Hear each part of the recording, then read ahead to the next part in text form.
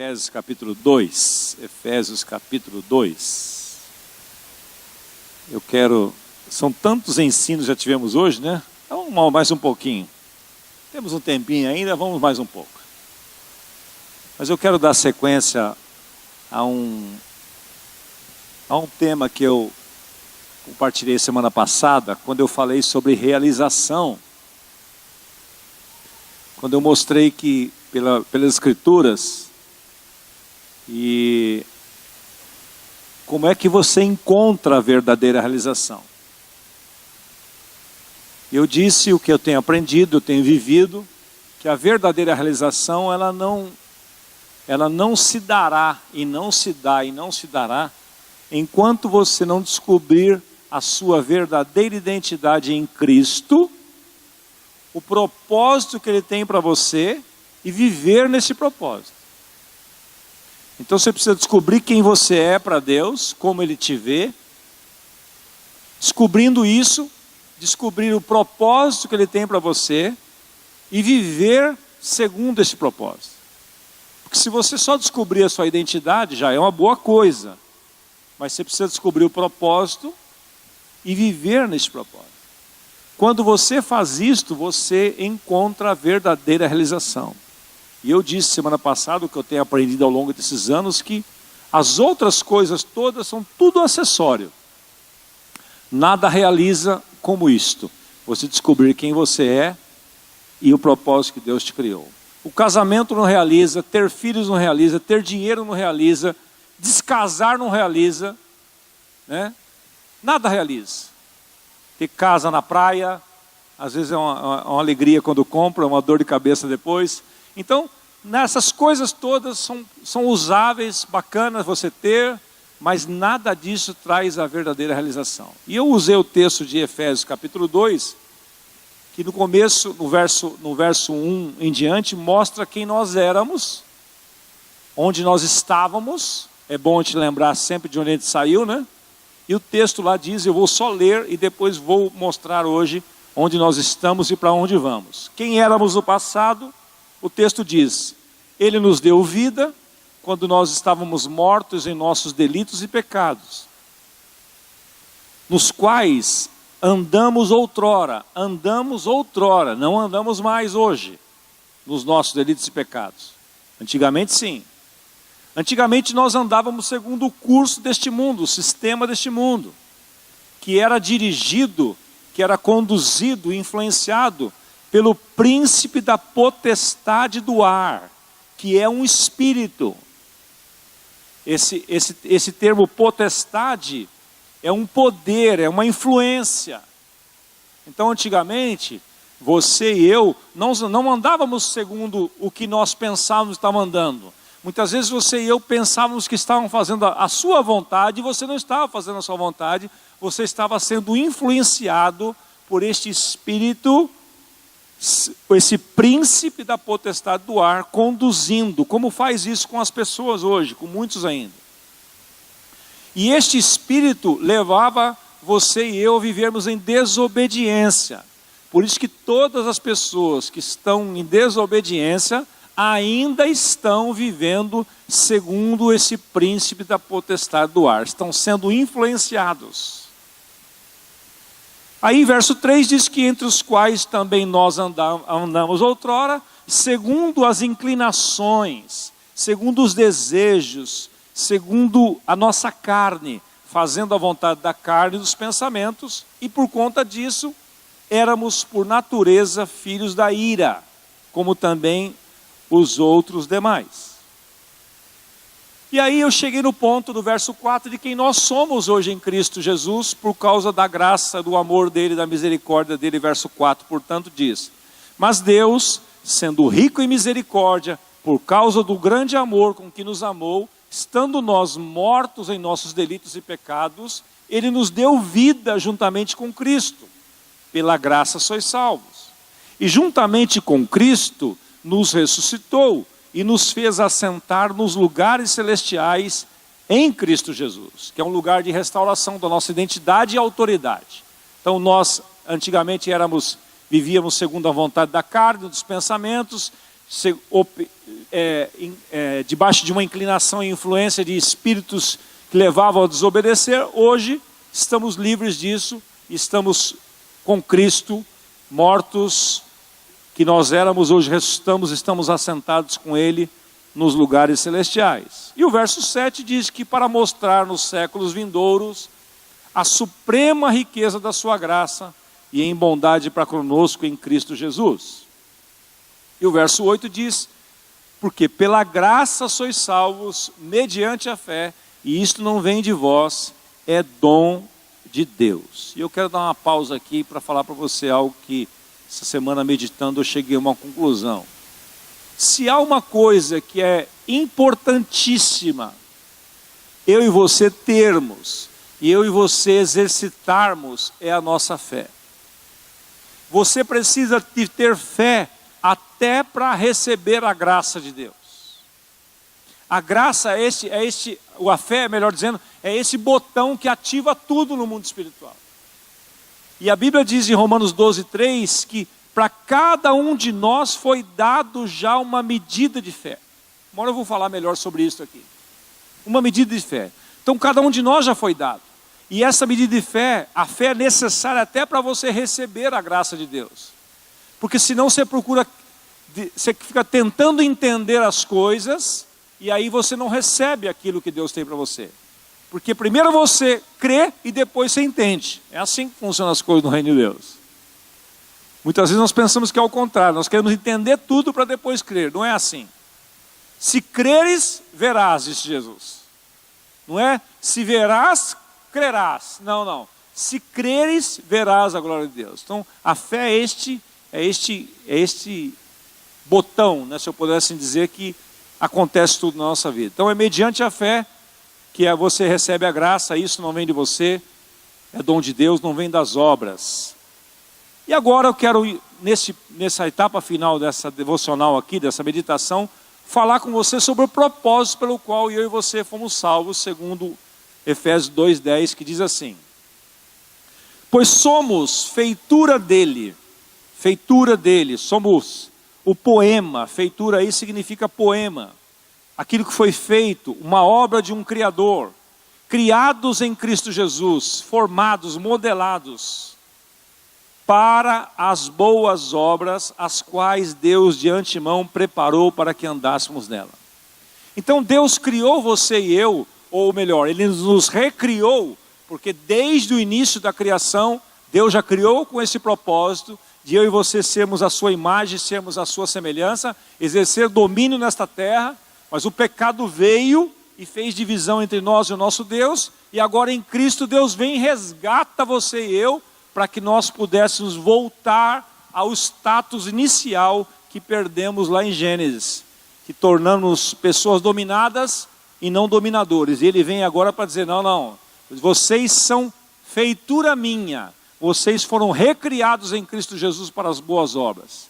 Então, isso é muito importante você descobrir e andar sobre isso. Nós somos como que um poema de Deus, Ele faz a sua obra em nós, para que possamos fazer a obra que Ele ordenou a fazer. O ser sempre precede o fazer. Você não fará nada daquilo que você não é. Em outras palavras, cada um dá o que tem. Se os seus feitos, se as suas obras, se as suas realizações, se o seu comportamento não glorifica a Deus, você está dando o que você tem. Porque quando você é uma nova criatura, as coisas velhas se passam, tudo se faz novo, o que flui de você é uma outra fonte. É uma outra fonte. Porque não pode um pé de jaca dar banana. Da jaca. Não pode o urubu comer alpiste. Não come. Então, o ser... Isto é o evangelho, meus irmãos. Porque a religião, ela quer mudar o comportamento da pessoa. E nós precisamos, como pais, tomar muito cuidado com isso. Porque a gente vê comportamentos equivocados nos nossos filhos, e a gente quer criar leis para eles andarem na linha. Não é errado você criar leis, botar limites, tem que colocar. Mas se você não sentar com eles e mostrar para eles que eles precisam experimentar arrependimento verdadeiro, para que eles possam ter um novo comportamento, você vai ter que aumentar cada vez mais a intensidade da lei. Você e eu precisamos pregar o Evangelho aos nossos filhos. Quando eles tiverem uma atitude desobediente, rebelde, você precisa sentar com eles à mesa, olho no olho, e dizer: filho, vou dar uma dica preciosa para você que eu aprendi. As duras penas. Eu errei pra caramba, mas no final, assim, perto da adolescência, eu aprendi umas coisas que é interessantíssimo. Eu aprendi a fazer perguntas. Olhar nos olhos dos meus filhos e perguntar para eles assim: escuta, você acha que esse comportamento que você teve é de um cristão? De um filho de Deus? Você acha que essa sua atitude glorificou a Deus?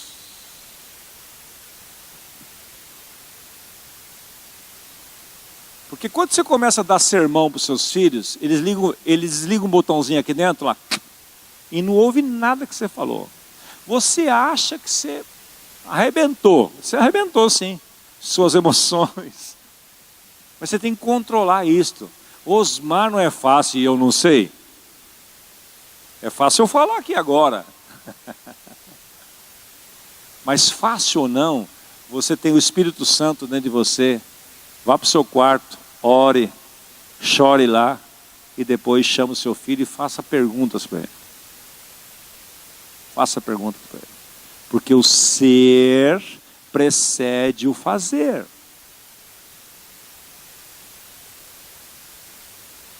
Não pode, de uma fonte amarga, jorrar água doce. Não pode, não tem jeito. Então você tem que fazer esse tipo de pergunta e depois dizer assim: você acha que você já tem um novo coração? Você acha que agindo assim, você acha que você obedeceu ou desobedeceu? Não diga para ele nada antes. Você é desobediente, você... Ele já sabe daquilo. Ele desliga. Pergunte. Deixe de refletir. Depois pergunta: o que você vai fazer para mudar? Meus filhos perguntavam para mim: pai, posso ir em tal lugar? Eu perguntava assim: você pode? Aí só essa pergunta, Biló, eles já pensavam assim: uai, o que meu pai está querendo dizer com isso? O que será que falta para eu poder ir? Não sei. Já fez sua lição? Já. Teu quarto já está arrumado? Já. Ah, então eu posso. Ah, então você pode. Então vai. Ao invés de você dar aquele sermão,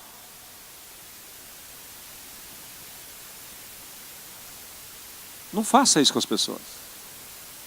Faça perguntas.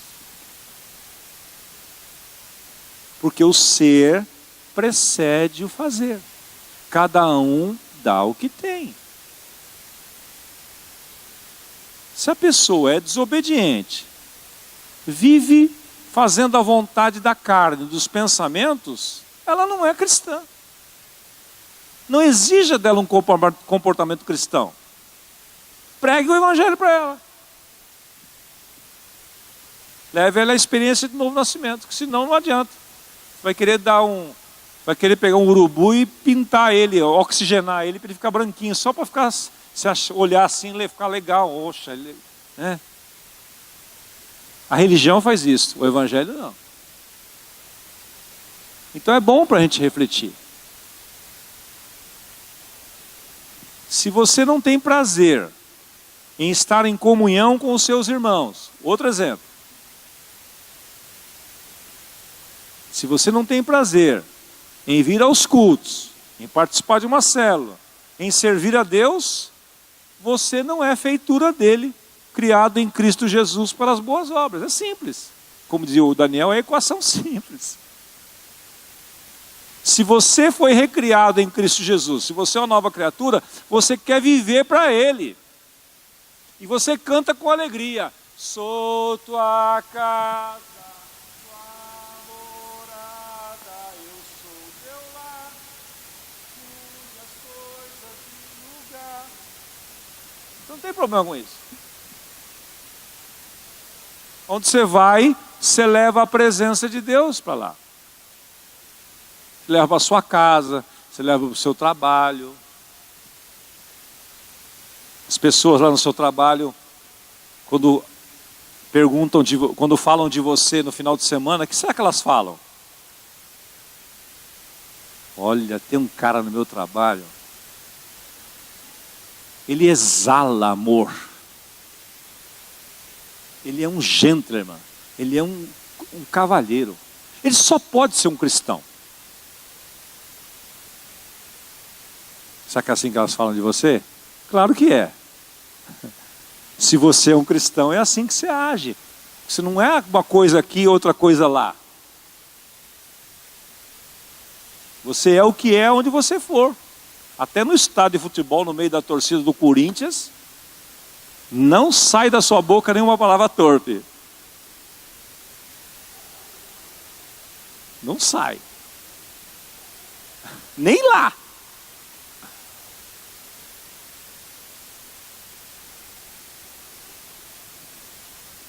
Fala para o seu irmão do seu lado aí, ó. Vai ficar melhor agora. Fala para ele, vai ficar melhor agora. Mas se você quiser levantar e ir embora, dá tempo ainda. Fala para ele. Se você quiser levantar e sair correndo, dá tempo. Tem mais 5, fala para ele, você tem mais 5 minutos. Só a conclusão agora. Mas se você quiser sair correndo, a porta está aberta. Vamos resumir aí. Põe uns slides para mim. Vamos falar um pouquinho dessa igreja que Deus sonha para nós.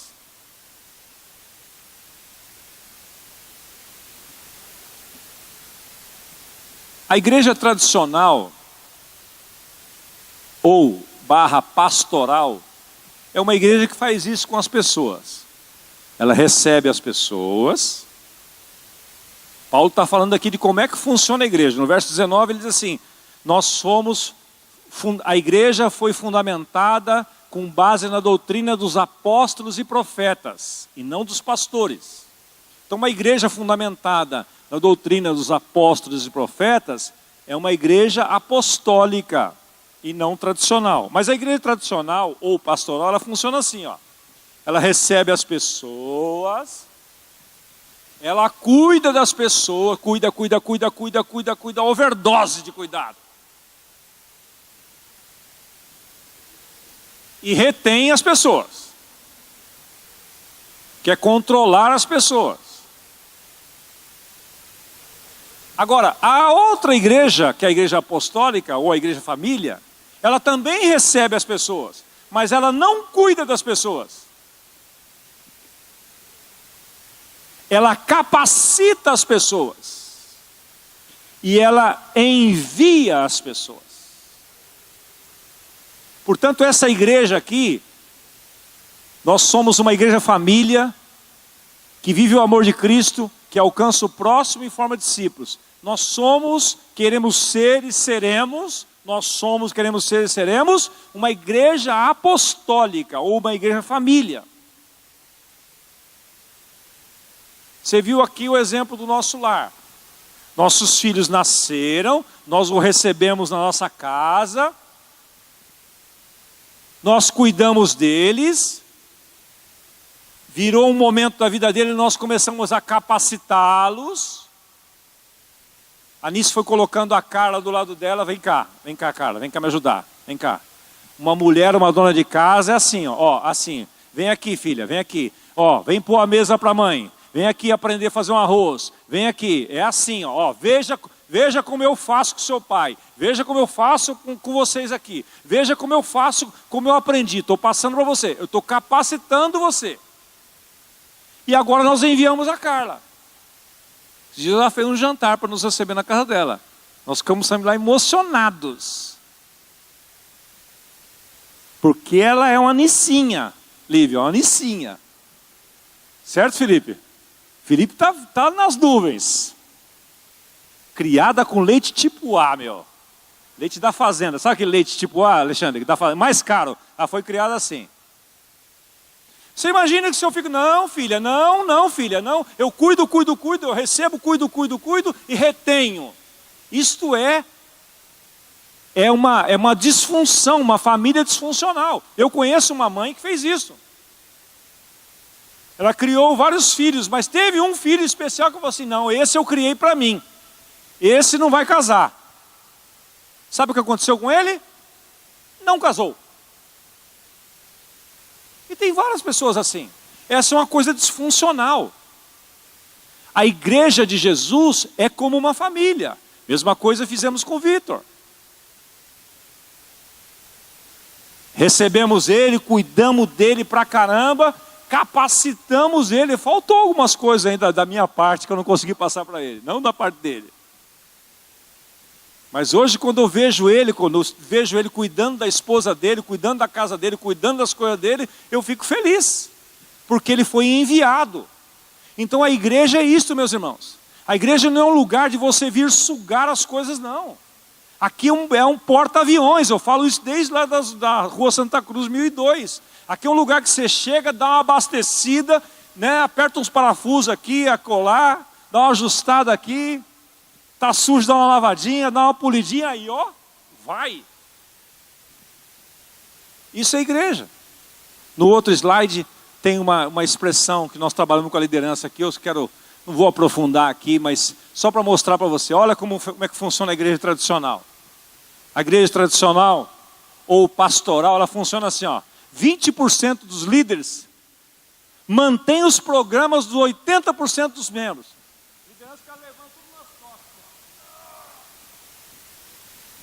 Aí a galera não cresce, não faz, não se realiza.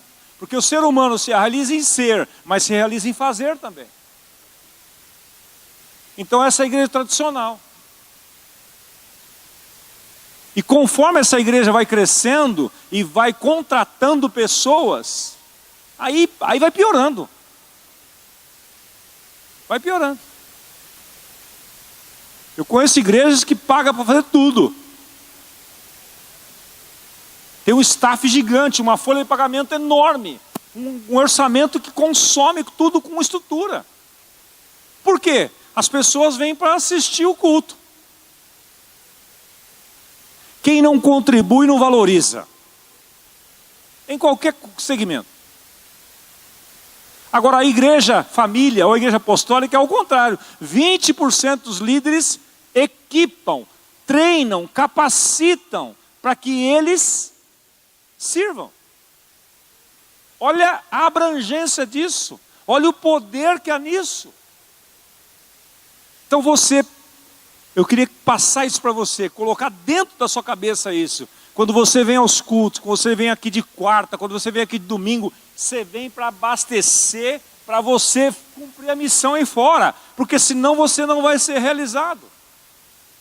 Você vai ser um sanguessuga. Você vai ser um consumidor. Vem, consome. E nunca está bom. Se você não contribui, você não valoriza. É mais realizado quem chegou aqui hoje e montou essas cadeiras. É mais que você que chegou depois. Hã? Até o Gabriel, neto do Osmar, estava ajudando por cadeira aqui. Vai ser realizado esse menino. Então, gente, que igreja você quer ser? Eu queria ser uma igreja assim, que eu não faça nada. Não quero fazer nada. Com todo amor e carinho e respeito por você. Se você está pensando que aqui é assim, você está equivocado. Eu não vou criar uma igreja, não vou liderar uma igreja disfuncional. Não vou. porque ela não é bíblica, vai se voltar contra mim no futuro. Aquilo que o Daniel falou, você vai botando tudo, né, Marcelo? Os filhos não valorizam nada.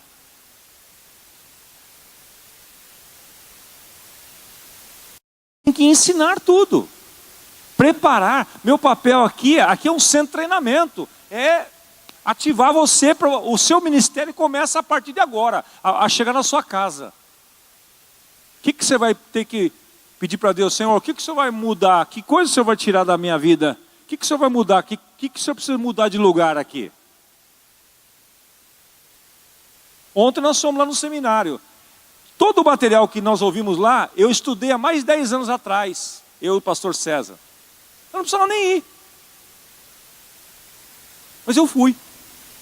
Levei meus amigos comigo. Eu vi tanta coisa que eu não estou praticando. Falei, meu Deus. Obrigado, Senhor. Saí de lá satisfeito. Das 9 às 4 da tarde, um intensivo. Vi tantas coisas que eu preciso ajustar na minha vida, familiar e financeira. Então, eu fui lá para ser capacitado. Não fui lá para ninguém resolver meus problemas. Porque lembre-se, você pode estar esperando que Deus faça algumas coisas na sua vida, enquanto Ele está esperando que você tome atitudes. Como disse o Daniel, você se posicione. Enquanto você não se posicionar, nada vai mudar. Então eu quero desafiar você a se unir conosco, com a liderança pastoral desta comunidade, a fazer dessa igreja uma igreja apostólica, uma igreja família, que recebe as pessoas, que capacita as pessoas e envia as pessoas. Envia para cumprir a missão, envia para ser realizados, não para reter. Eu não quero controlar a sua vida. Eu quero que você voe. Eu quero que você se expanda, eu quero que você cresça, eu quero que você cumpra a missão, eu quero que você pratique o que você está ouvindo, eu quero que seu lar seja uma bênção, que teus filhos tenham orgulho de você, pai, que as suas filhas tenham orgulho de você, mãe. Esse é o meu sonho, é o sonho de Deus. Não é juntar uma galera para me ouvir, uma plateia para me ouvir, para meu ego ficar... não tem outros problemas, esse não. Você quer uma igreja assim? Uma igreja família? Uma igreja apostólica? Quantos querem? Fiquem em pé comigo, vamos orar.